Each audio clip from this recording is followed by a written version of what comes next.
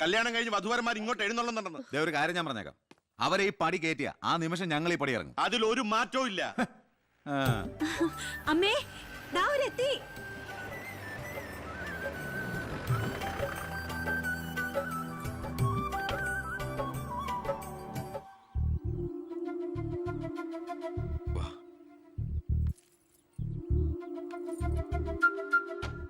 IAS IPS കയറി വന്ന ഈ വീട്ടിലേക്ക് ഇവിടുത്തെ വാലിക്കാരിയുടെ മോളെ കെട്ടിക്കൊണ്ട് കയറി വരാൻ നാണമില്ലടാ നിനക്ക്?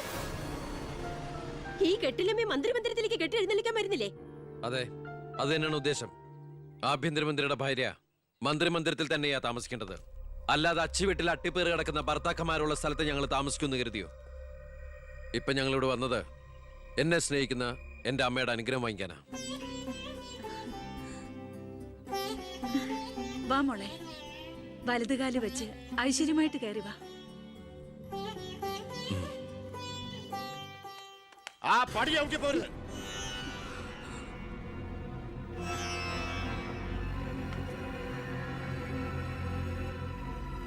അച്ഛനെ എതിർത്ത് പറഞ്ഞും അച്ഛന്റെ നെഞ്ചത്ത് കുതിര കയറിയും അച്ഛനെ തോപ്പിച്ചും നീ ഒരു മന്ത്രി കസേര ഒപ്പിച്ചെടുത്തു. ആ പക മനസ്സിൽ കിടന്ന് നീറുമ്പോഴാ എനിക്ക് കണ്ണെടുത്താ കണ്ടുകൂടാത്ത ഒരുത്തിയുടെ കൈയും പിടിച്ച് നീ കുടുംബത്തിലേക്ക് കയറി വന്നിരിക്കുന്നത്. നീ മന്ത്രിയാണെങ്കിൽ എനിക്ക് പുല്ലടാ. അച്ഛൻ ചവിട്ടി പുറത്താക്കി ഇന്ന് പത്രക്കാരെ കൊണ്ട് എഴുതിക്കാണ്ട് ഇറങ്ങി പോടാ. നിങ്ങൾ എന്തൊക്കെയായി പറയുന്നേ? നീ മിണ്ടി പോരുത്. അമ്മേ, ഇതൊക്കെ പ്രതീക്ഷിച്ചുകൊണ്ട് തന്നെയാ ഞാൻ എവിടെയും കൂട്ടി ഇങ്ങോട്ട് വന്നത്. അമ്മയുടെ നിറഞ്ഞ കണ്ണുകൾ കാണുമ്പോൾ എനിക്കറിയാം എൻ്റെ അമ്മ നിറഞ്ഞ മനസ്സോടെ ഞങ്ങളെ സ്വീകരിച്ചു എന്ന്. അനുഗ്രഹം ഉണ്ടാവണം, അത് മാത്രം മതി.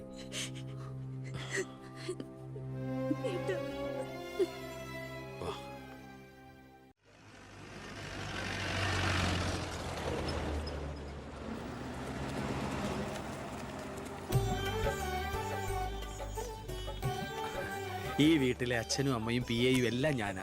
ഐശ്വര്യമായിട്ട് വലത് കാലം വെച്ചകത്ത് കയറിക്കേ. എന്റെ ഈശോയെ നന്മ വരുത്തണമേ. ഇനിയെങ്കിലും അവരെ അവരുടെ മാത്രം ലോകത്തിലേക്ക് വിട്ടുകൂടെ? മന്ത്രിക്കുമില്ലേ ഫസ്റ്റ് നൈറ്റ് റൊമാൻസും ഒക്കെ? പ്ലീസ് എല്ലാവരും ഒന്ന് പുറത്തേക്ക് ഇറങ്ങും. പ്ലീസ് പ്ലീസ് പറയുന്നേക്കൂ പ്ലീസ്.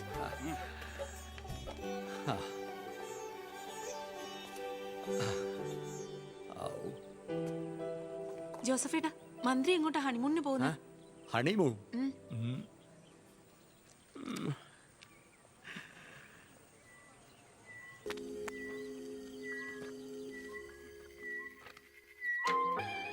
എടോ, ജയിലുകളൊക്കെ താൻ പിടിച്ച ഗുണ്ടകളെ കൊണ്ട് ഫുള്ളാ.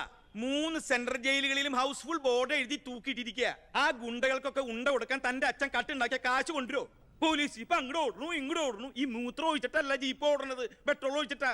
കേരളം ഭരിക്കുന്ന CM ഇങ്ങനെ ഒരു കോമാളിയാ വരുത്. അതേടാ, ഞാൻ കോമാളിയാ, സർക്കസിലെ കോമാളി. നീയല്ലേ ഇപ്പൊ എന്റെ റിംഗ് മാസ്റ്റർ. നീ ഇങ്ങോട്ട് ചാടാൻ പറഞ്ഞാ ഇങ്ങോട്ട് ചാടും, അങ്ങോട്ട് ചാടാൻ പറഞ്ഞാ അങ്ങോട്ട് ചാടും. ഒരു ദിവസം എല്ലാം കൂടി എന്റെ കയ്യിൽ നിന്ന് പോട്ടോ. നിന്റെ ഭരണപരിഷ്കാരങ്ങൾ ഇവിടെ നടപ്പാക്കണമെങ്കിലേ ഫണ്ട് വേണം, ഫണ്ട്. നിനക്കറിയോ, ഖജനാവിൽ ഇന്നാള് ഞാൻ കൈയിട്ട് നോക്കിയപ്പോഴേ കാലിയാ കാലി. MLA-മാർക്കും മന്ത്രിമാർക്കും അടുത്ത മാസം ശമ്പളം കൊടുക്കണമെങ്കിലേ ADB-ന്നോ വേൾഡ് ബാങ്കിന്നോ ലോൺ എടുക്കണം. അതറിയോ? ഇതാണോ പ്രശ്നം? ഖജനാവ് നിറയ്ക്കാൻ വേണ്ടി ഒരു ബാങ്കിൽ നിന്ന് ലോൺ എടുക്കണ്ട.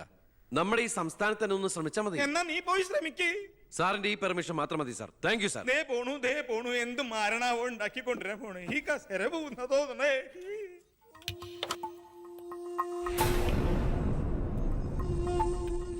15 വർഷങ്ങൾക്ക് മുമ്പ് ഈ മന്ത്രി ദിവാകരന് ഇലക്ഷനിൽ മത്സരിക്കാൻ കെട്ടിവെക്കാനുള്ള പണം പോലും പാർട്ടിക്ക് സംഭാവന ചെയ്യുന്നു. പക്ഷെ ഇന്ന് അയാൾക്ക് കൊട്ടാര സദൃശമായ ബംഗ്ലാവുകളും മെട്രോ നഗരങ്ങളിലെ ഷോപ്പിംഗ് കോംപ്ലക്സുകളും അടക്കം കോടികളുടെ ആസ്തിയുണ്ട്. രാജൻ ജോസഫ് എന്ന പേരുള്ള ഒരാളുടെ പഞ്ചനക്ഷത്ര ഹോട്ടലുകളാണ് ഇതെല്ലാം, 9 എണ്ണം. ഇങ്ങനെ ഒരാൾ ഈ ഭൂമി മലയാളത്തിൽ ഇല്ല എന്നുള്ളതാണ് സത്യം. ബിനാമി പേരിലും മറ്റ് അഡ്രസ്സുകളിലും നമ്മുടെ എക്സ് മിനിസ്റ്ററും മുൻ പാർട്ടി പ്രസിഡന്റും ഒക്കെ ആയിരുന്ന ഗോപാലകൃഷ്ണ പിള്ളയുടെ ഹോട്ടലുകളാണിതെല്ലാം. ഏകദേശം 100 കോടിയോളം ആസ്തി വരുന്ന ഈ വസ്തുക്കൾക്ക് ആളോ അവകാശങ്ങളോ ഇല്ലാത്തതിനാൽ നമുക്കിത് ഗവൺമെന്റിലേക്ക് കണ്ടുകെട്ടാം. ഒന്ന് നിർത്തണോ? ലൈറ്റ് ഓൺ ചെയ്യ്. താൻ എന്തിനുള്ള പുറപ്പാടാ? സാർ, ഇതുപോലെ 100ഓളം പേരുടെ ബിനാമി ഇടപാടുകളും വൻ അഴിമതി കേസുകളും ഇവർ കണ്ടെത്തിയിട്ടുണ്ട്. അതിൽ 25ഓളം പേർ രാഷ്ട്രീയ പ്രമുഖരാണ്. മാധവൻ നമ്പ്യാർ മുതൽ എന്റെ അച്ഛന് പങ്കാളിത്തമുള്ള ചെറാക്കുളം ഫൈനാൻസേഴ്സിന്റെ ഉടമ പവിത്രം വരെയുണ്ട് സാർ ലിസ്റ്റിൽ. ഏകദേശം 1500 കോടിയിലേറെ നമുക്ക് ഖജനാവിൽ നിറക്കാൻ കഴിയും. അത്തരം പറയലടോ ആഭ്യന്തര മന്ത്രി. ഇവരെ ഒന്നും നമുക്ക് തൊടാൻ പറ്റില്ല. മന്ത്രിസഭ നിലനിർത്താനും MLA-മാരെ ചാക്കിട്ട് പിടിക്കാനും തെരഞ്ഞെടുപ്പിന് കോടികൾ വാരി വിതറാൻ കഴിവുള്ള പൊളിറ്റിക്കൽ കിങ് മേക്കേഴ്സ് ആണ് ഇവരൊക്കെ. എന്തായാലും ഇവർക്കെതിരെ ആഞ്ഞടിക്കാൻ തന്നെയാണ് എന്റെ തീരുമാനം. ആ ഞടിക്കാൻ നീ ആരാ? കൊടുങ്കാറ്റോ അതോ കത്രീനയാ? സാർ, ഞാൻ പറയുന്നത് എന്താന്ന് വെച്ചാല് നീ എന്ത് പറഞ്ഞാലും അത് നടക്കില്ല. കോടതിയും നിയമവും മന്ത്രിസഭയും ഒക്കെ വിലക്ക് വാങ്ങാൻ ആസ്തിയുള്ളവരായിട്ട് ഒരു ഏറ്റുമുട്ടൽ ഞാൻ സമ്മതിക്കില്ല. വേണ്ട. സാറിനൊരു കാര്യം അറിയൂ, നമ്മുടെ കേരളം ഭരിക്കുന്ന മുഖ്യമന്ത്രിക്ക് എത്ര കോടികളുടെ ആസ്തി ഉണ്ടെന്ന്, തമിഴ്നാട്ടിലും കർണാടകത്തിലൊക്കെ ആയിട്ട് എത്ര ഏക്കർ ഭൂസ്വത്തുണ്ടെന്ന്. ഒരു ദരിദ്ര കുടുംബത്തിൽ ജനിച്ച് ഇപ്പൊ കോടീശ്വരനായി ജീവിക്കുന്ന ആ മുഖ്യന്റെ കഥ ഞാനൊന്ന് വിവരിക്കാം sir. Lights of. Light on. എന്ത് സാറിന് കാണണ്ടേ? നിർത്തടോ. കേരളം ഭരിക്കുന്ന ആ മുഖ്യമന്ത്രി ഞാനല്ലേ? ഞാനിപ്പോ എന്താ ചെയ്യണ്ടേ? അയ്യർ സാറേ, സാർ. അതുകൊണ്ട് കൊണ്ടുപോവാ. ദേവരന് അടുത്ത മാരണം. വിദേശ നിക്ഷേപങ്ങൾ വ്യവസായവൽക്കരണത്തിന് എങ്ങനെ പ്രയോജനപ്പെടുത്താമെന്ന് എന്റെ ചർച്ചയ്ക്കായി മലയാളി സംഘടനകളുടെ പ്രത്യക്ഷണം സ്വീകരിച്ച് സാറും സാറിന്റെ പിയും അമേരിക്കയിലേക്ക് പറക്കുന്നു. ദാ, നിങ്ങൾക്ക് രണ്ടുപേർക്കുള്ള വിസയും ടിക്കറ്റും.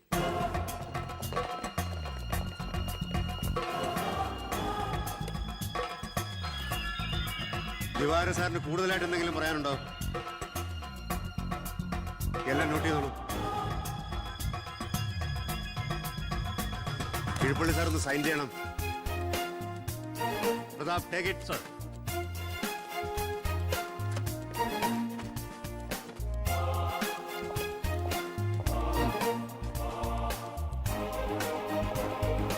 ഒരാളും പുറത്തു പോകരുത്.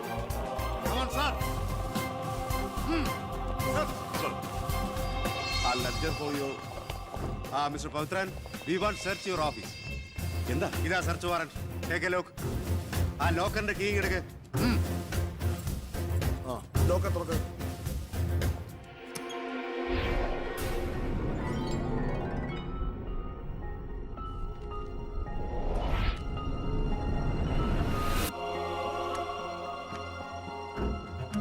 എന്തായി? അതിനകത്ത് കുറച്ചെങ്കിലും വെച്ചേക്കണേ. പാടൂ.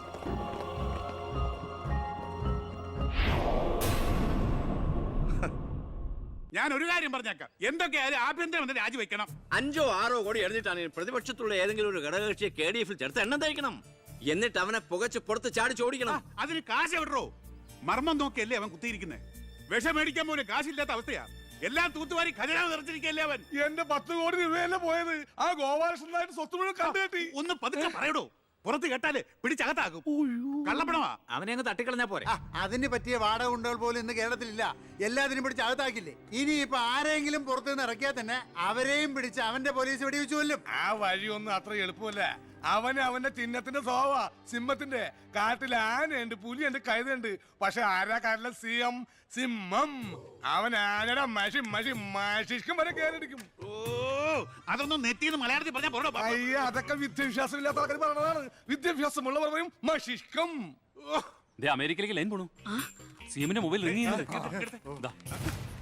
Hello hello hello. കട്ടായി. എന്റെ മൊബൈലിൽ നിന്ന് വിളിക്കാം. ഞാൻ ഇന്നലെ കൂടി വിളിച്ചല്ലേ ഉള്ളൂ. പൊറ്റക്കുഴിയാണ്. ഹലോ, നിങ്ങൾ ക്യൂബിലാണ്? ഇല്ല, സത്യമായിട്ടില്ല. നിങ്ങൾ ക്യൂബിലാണ്. ദയവായി ഒരാഴ്ച കഴിഞ്ഞ് വിളിക്കുക. ശരിയാ, ക്ഷമിക്കണം. കിട്ടിയോ? നമ്മൾ ക്യൂവിലാണ്, ഒരാഴ്ച കഴിഞ്ഞ് വിളിക്കാൻ. ചേടാ, നമ്മൾ ക്യൂവിലാന്ന് അമേരിക്കയിൽ എങ്ങനെ അറിഞ്ഞു? ഏടോ, അമേരിക്ക വളരെ വലുതായി പോയില്ലേ. അവരെ മറ്റേ സുനാപ്പി വെച്ചു നോക്കിയാണ്. അവൻ രാഷ്ട്രീയ ആചാര്യന്മാരെ പോലും കളി പഠിപ്പിക്കുകയല്ലേ. അവനെതിരായി KDF-ന്റെ എല്ലാ MLA-മാരും തിരിഞ്ഞു കഴിഞ്ഞു. ഇക്കണക്കിന് പോയാൽ ഈ മന്ത്രിസഭ താഴെ വീഴും. പ്രതിപക്ഷം ഭരണപക്ഷത്തിന്റെ തകർച്ച കണ്ട് മിണ്ടാതിരിക്കോ? അവനെന്ന് പത്രക്കാരോട് പറഞ്ഞില്ലേ, അച്ഛൻ നിരപരാധിയാണെന്ന് കോടതിയിൽ തെളിഞ്ഞാൽ പാർട്ടി ആവശ്യപ്പെട്ടാൽ മന്ത്രിസ്ഥാനവും MLA സ്ഥാനവും രാജിവെച്ച് അച്ഛന് വീണ്ടും അവസരം നൽകുമെന്ന്. അതിൽ പിടിക്കണം. പാർട്ടി ആവശ്യപ്പെടണം, അവനെ കൊണ്ട് രാജിവെപ്പിക്കണം. അതിന് അച്ഛൻ ഈ കേസ് ജയിക്കണം. അച്ഛന്റെ പേരിലുള്ള മണിമലയാർ കേസ് തള്ളിപ്പോയതുപോലെ ഈ കൊലക്കേസും തള്ളിപ്പോകും. ഈ കേസ് ഞാൻ ജയിപ്പിക്കും. അച്ഛന് വേണ്ടി ഞാൻ എന്തും ചെയ്യും.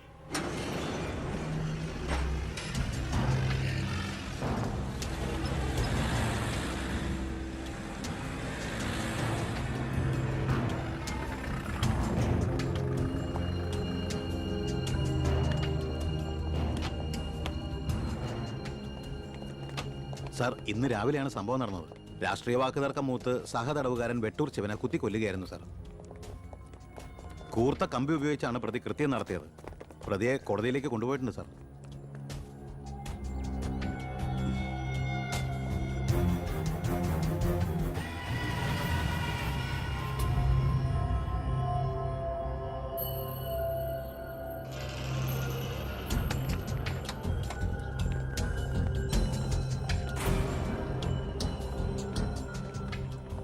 ഒന്നുകിൽ ദൈവം അച്ഛനെ കേസിൽ നിന്ന് രക്ഷിച്ചു, അല്ലെങ്കിൽ അച്ഛൻ സമർത്ഥമായി സ്വയം രക്ഷപ്പെട്ടു.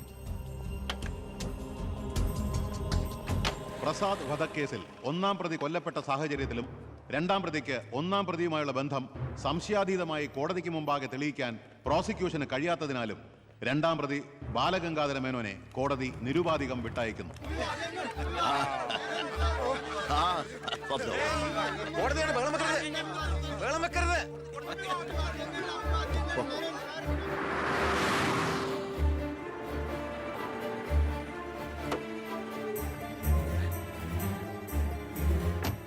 ലക്ഷ്മി, ലക്ഷ്മി, അറിഞ്ഞോ നീ? ഞാൻ കേസ് ജയിച്ചടി. ഞാൻ നിരപരാധിയാണെന്ന് കോടതിക്ക് ബോധ്യായി. പത്രക്കാരുടെയും ടി വിക്കാരുടെയും മുമ്പിൽ വെച്ച് നിന്റെ പുന്നാരമോൻ വീരവാദം മുഴക്കിയതല്ലേ? ഞാൻ നിരപരാധിയാണെന്ന് തെളിഞ്ഞാൽ എനിക്ക് വേണ്ടി മന്ത്രിസ്ഥാനം രാജിവെച്ച് ഒഴിഞ്ഞോളാമെന്ന്. നീ ചെന്ന് പറയടി അവനോട് രാജിവെക്കാൻ. നിങ്ങൾക്ക് എന്താ ഭ്രാന്ത് പിടിച്ചോ? ഭ്രാന്തായിരുന്നടി, അധികാരം കയ്യില്ലാത്ത എന്റെ ഭ്രാന്ത്. എനിക്ക് അറിയാൻ പാടില്ലാണ്ട് ചോദിക്കുക, നിങ്ങൾക്ക് ഇതുവരെ മന്ത്രിയായി കൊതി തീർന്നില്ലേ? ഇല്ല, എന്റെ ഏറ്റവും വലിയ ലഹരിയാ അധികാരം, മന്ത്രിസ്ഥാനം. മനസ്സിലാവില്ല നിനക്കൊന്നും. എനിക്ക് മന്ത്രിയായിട്ട് തന്നെ ജീവിക്കണം, മന്ത്രി കസേരയിൽ ഇരുന്ന് തന്നെ മരിക്കണം. നിനക്കറിയോ, അധികാരം നഷ്ടപ്പെട്ടത് മുതൽ മനസമാധാനത്തോടെ ഞാൻ ഉറങ്ങിയിട്ടില്ല. വീണ്ടും മന്ത്രിയാകുക എന്നുള്ള എന്റെ ഒരു വാശിയാടി. നീ അവനോട് വാക്ക് പാലിക്കാൻ പറയടി. ഇതൊക്കെ നേരിട്ട് ചെന്ന് പറഞ്ഞാ മതി. എന്താ നിനക്ക് പറഞ്ഞ? എന്നെ കൊണ്ട് പറ്റില്ല, അത്ര തന്നെ. ഓ, മന്ത്രിസ്ഥാനം പോയതോടെ നിനക്ക് എന്നെ വേണ്ടതായില്ലേ? എന്നെ അനുസരിക്കാൻ കഴിയില്ലെങ്കിൽ പൊയ്ക്കോ ആഭ്യന്തരമന്ത്രിയുടെ വീട്ടിലേക്ക്. ബാക്കിയുള്ള ജീവിതം മോന്റെ കൂടെ തന്നെ അവിടെ. അച്ഛാ, എന്താ അച്ഛാ ഇങ്ങനെ? അച്ഛനൊഴികെ ഈ നാട്ടിലെല്ലാവരും വാനോളം പുകഴ്ത്ത ഏട്ടന് ഇങ്ങനെ ഒരു മന്ത്രിയെ കിട്ടിയതിൽ അഭിമാനിക്കുക. മക്കൾ തങ്ങളെക്കാൾ വലുതാവണമെന്ന് എല്ലാ അച്ഛനമ്മമാരുടെ ആഗ്രഹം. പക്ഷെ അച്ഛൻ അസൂയ, മകൻ തന്നേക്കാൾ വലുതാവുന്നുള്ള എന്റെ അസൂയ.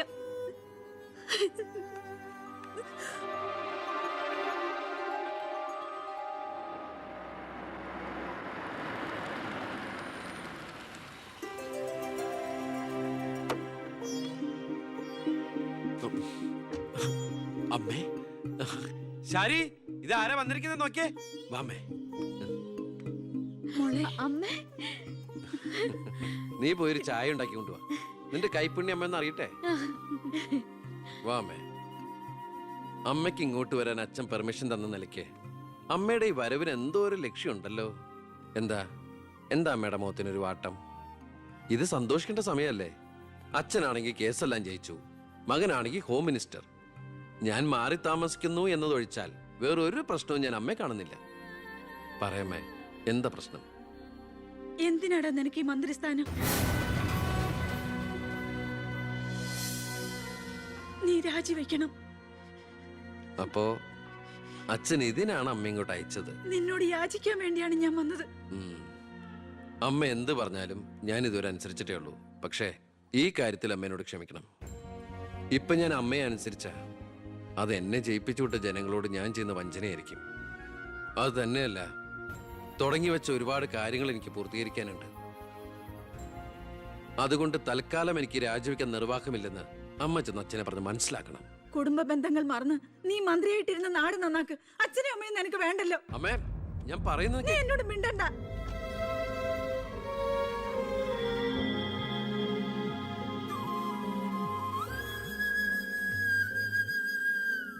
ഇല്ല, അവൻ രാജിവെക്കില്ല. അവൻ രാജിവെക്കുമെന്ന് കരുതിയ നമ്മളാ മണ്ടന്മാർ. ചക്കരക്കുടത്തിലല്ലേ കൈയിട്ടിരിക്കുന്നത്. അധികാരത്തിന്റെ മത്ത് പിടിപ്പിക്കുന്ന സുഖം അവനും അനുഭവിച്ചു കഴിഞ്ഞു.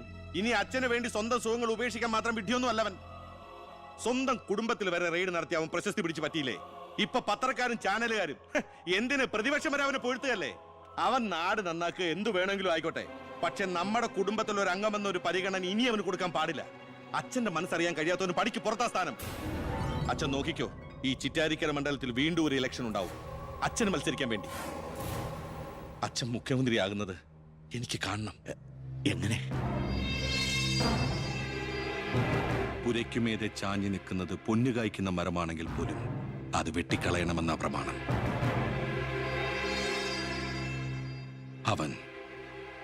അവൻ ഇല്ലാതാകണം.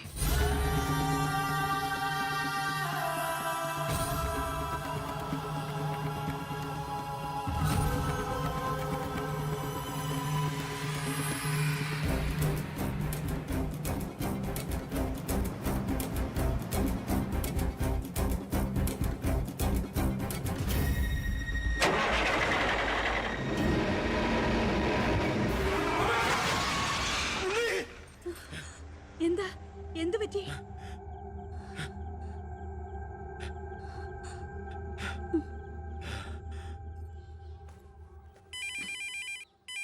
ഞാൻ എടുത്തോളാം. ഹലോ ഉണ്ണി, ഉണ്ണി, ഉണ്ണി, നീ എന്താടാ ഒന്നും ഉണ്ടാത്ത്? അച്ഛാ, ഞാൻ എനിക്ക് നിന്നെ ഒന്ന് കാണണം. ഞാനിപ്പോ ഡൽഹിക്ക് പോകാൻ വേണ്ടി എയർപോർട്ടിൽ പോകാൻ നിൽക്കുക. എന്തായാലും ഞാൻ അവിടെ വന്നിട്ട് നീ പോയാ മതി. ഉടനെ എത്താം. അച്ഛനാ, ആ ശബ്ദത്തില് പഴയ സ്നേഹവും വാത്സല്യവും ഒക്കെ എന്നെ ഉണ്ണീന്ന് അച്ഛൻ പണ്ടെങ്ങും വിളിച്ച് കേട്ടതാ. പിന്നെ ഇപ്പോഴാ ഇങ്ങോട്ട് വരണുണ്ടെന്ന്. ഈശ്വര,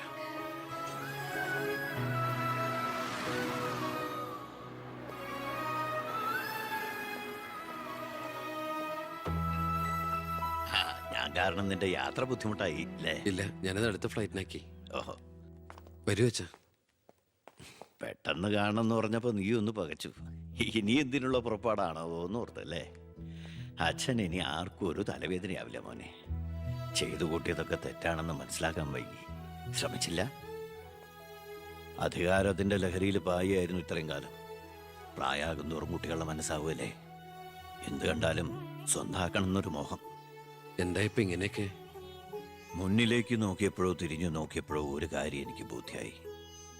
ഞാനെന്ന രാഷ്ട്രീയക്കാരൻ വെറും ഒരു വട്ടപൂജ്യമാണെന്ന്. എന്നിലെ അച്ഛൻ ഒരു മൃഗമായിരുന്നു എന്ന്. പ്രായശ്ചിത്തം ചെയ്ത പാപങ്ങൾക്ക് പരിഹാരമാകുമെങ്കിൽ ഞാൻ മോന്റെ കാലം പിടിക്കും. അങ്ങനെയൊന്നും പറയല്ലേ. മതിയായി, എല്ലാം മതിയായി. ഞാൻ ഇന്നുവരെ അഴിമതിയിലൂടെ ഉണ്ടാക്കിയതൊക്കെ സർക്കാരിന് തിരിച്ചു കൊടുക്കാൻ പോവാ. എന്നിട്ട് ചെയ്ത തെറ്റുകൾ ഏറ്റുപറഞ്ഞ് പൊതുജനങ്ങളോട് മാപ്പ് ചോദിക്കണം. അച്ഛാ, അച്ഛനെ വിശ്വസിക്കടാ. ഇനി നിന്റെ അച്ഛൻ വിശ്വാസവഞ്ചനം കാട്ടില്ല. മതി, എനിക്കിത് മതി. ഞാൻ ആഗ്രഹിച്ച പോലെ ഒരു അച്ഛനെ ഈശ്വരൻ എനിക്ക് തിരിച്ചു തന്നല്ലോ. അറിഞ്ഞോ അറിയാതെയോ അച്ഛനെ ഞാൻ വേദനിപ്പിച്ചിട്ടുണ്ടെങ്കിൽ അത് ഇങ്ങനൊരു അച്ഛൻ്റെ മകനായിട്ട് ജീവിക്കാൻ വേണ്ടിയിട്ടാ. ഇനി എൻ്റെ അച്ഛന് വേണ്ടി ഈ സ്ഥാനമാനങ്ങളൊക്കെ ഉപേക്ഷിക്കാൻ എനിക്ക് സന്തോഷമേ ഉള്ളൂ. വേണ്ടടാ, എനിക്കിനി മന്ത്രി ഒന്നും ആകണ്ട. നീ ശരി, നിന്നെപ്പോലുള്ള ചെറുപ്പക്കാരാണ് ഇനി ഇവിടെ ഭരിക്കേണ്ടത്. അടുത്ത തലമുറ നിന്നെ മാതൃകയാക്കുന്നത് നിറഞ്ഞ മനസ്സോടെ എനിക്ക് കാണണം. എന്നിട്ട് ഇങ്ങനെ ഒരു മന്ത്രിയുടെ അച്ഛനായിട്ട് ഇനിയുള്ള കാലം അഭിമാനത്തോടെ എനിക്ക് ജീവിക്കണം. ആ മോളെ, വന്നു കയറിയ മഹാലക്ഷ്മിയെ ആട്ടിപ്പായിച്ചവനാ ഞാൻ. എല്ലാ സൗഭാഗ്യങ്ങളും നിങ്ങൾക്ക് ഈശ്വരൻ തരും. നന്നായി വരും. ഉണ്ണി, ഇപ്പൊ എനിക്ക് മനസ്സിന് എന്തൊരു സ്വസ്ഥതയാണെന്നറിയൂടാ. ഇനി എനിക്കെല്ലാം മറന്ന് സമാധാനമായിട്ട് ഉറങ്ങണം. വരട്ടേടാ. ആ, നീ ഡൽഹി യാത്ര കഴിഞ്ഞ് തിരിച്ചു വന്നാൽ ഉടൻ 2 പേരും തറവാട്ടിലേക്ക് താമസം മാറണം. മറ്റേ മോളെ.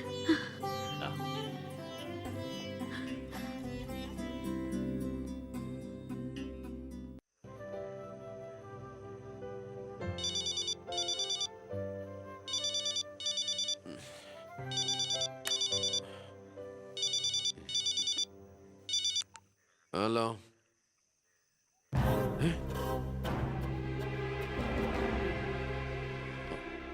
എപ്പോ?